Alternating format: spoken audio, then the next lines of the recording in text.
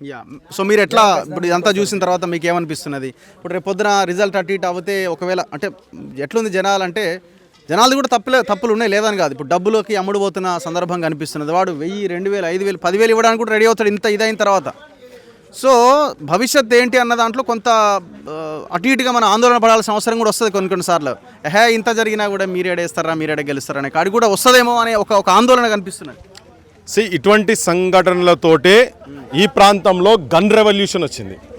ఇప్పుడు vote revolution కావాలి. అది గన్ రెవల్యూషన్ నుంచి ఓట్ రెవల్యూషన్కి రావాలి.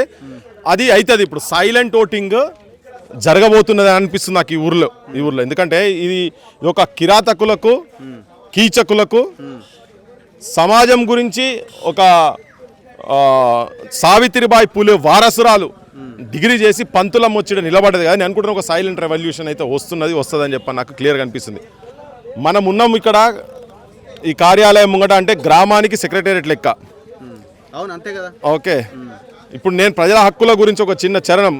పంచాయత్ వచ్చిందిరా పల్లెోడ పల్లెకే విలువొచ్చేరా, నీ ఊరి బాగోగు నీవే చూడారేరా, నీ ఊరి మంచి చెడు నీ జిమ్మెదారిరా, బాధ్యతే నీకొచ్చారా పల్లెోడ భారీ హక్కే వచ్చారా.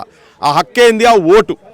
ఆ ఓటు ద్వారా ఇక్కడ ఈ కార్యాలయాన్ని ఈ సెక్రటేరియట్ను నడిపిస్తేందుకు నాగలక్ష్మి కనుక ఓటేస్తే ఇక్కడ ఈ గ్రామ ప్రజలు కొంతమంది వాళ్ళు పైసలు ఇచ్చి ధనబలము, అంగబలము, అర్ధబలం ఇవన్నీ చూపిస్తారు కదా వీళ్ళు. ఇవన్నిటి నిజాయితీ ముంగట, నికార్సైనటువంటి వ్యక్తిత్వాల ముంగట ఇవన్నీ ఏవి పని చేయవని పటాపంచలు కావాలని చెప్పి మనం కూడా ఈ పల్లెలకు, ఈ మన వీడియోలు చూస్తున్నటువంటి ఈ గ్రామ ఓటర్లకు